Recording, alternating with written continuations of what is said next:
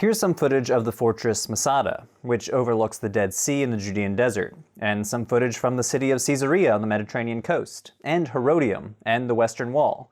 What do all of these sites have in common?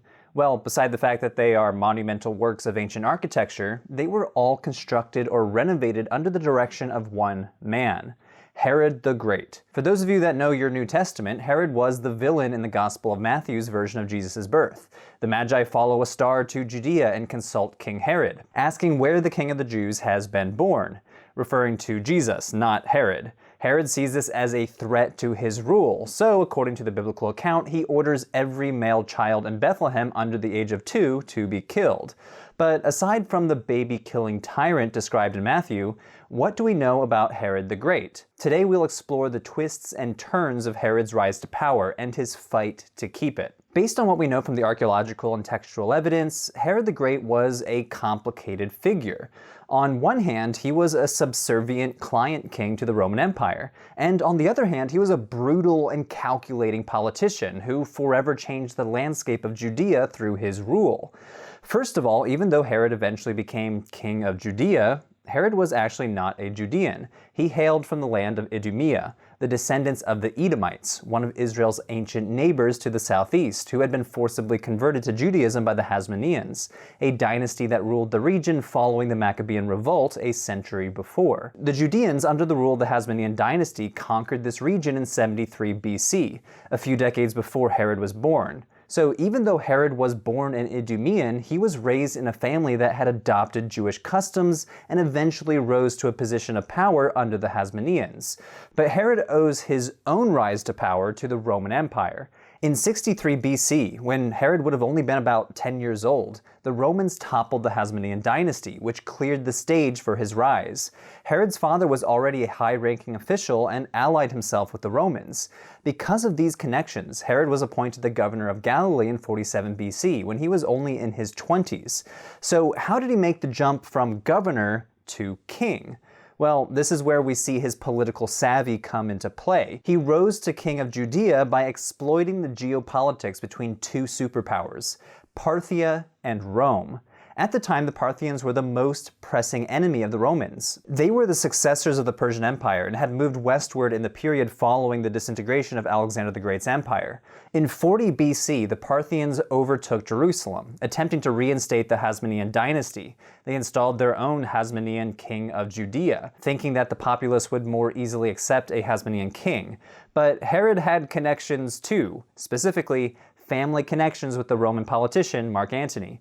With his help, Herod convinced the Roman Senate to name him king of the Jews, and he returned to Judea with the backing of the Roman army to oust the Parthians. Victory was not easy, but Jerusalem eventually fell to the Romans in 37 BC, and Herod began his work as a client king.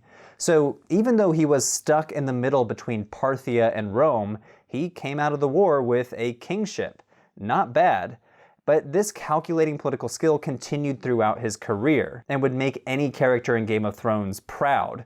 You're a sharp little thing, aren't you? Later, when Mark Antony lost in a civil war to Caesar Augustus, Herod did not beg Augustus to forgive him for his alliance. Herod boldly stood before Augustus and said, "Hey, I'm so loyal I would have fought against you with Antony, even though I knew Antony was going to lose. You'll want this level of loyalty on your side."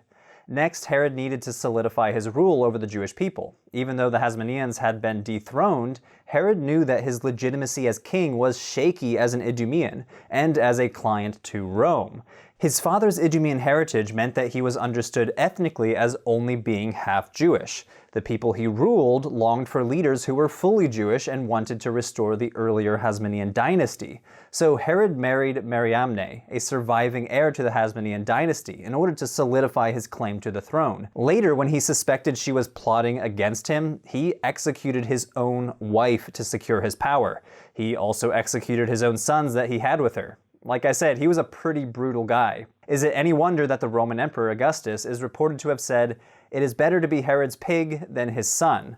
Herod might have kept a kosher table, but he did not hesitate to take out one of his own kids or his own wife if he perceived them as a threat to his power. Despite all of this brutality though, Herod was a capable leader. Josephus tells us that he was a skilled general, consistently winning the battles he engaged in, and he was even an expert warrior himself, super skilled with both the bow and the javelin.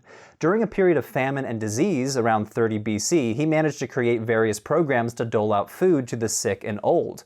He boosted local currency by melting his own gold, and he leveraged his political connections in Egypt to send aid to Judea. His success and influence as a ruler can be seen through his ambitious building projects too.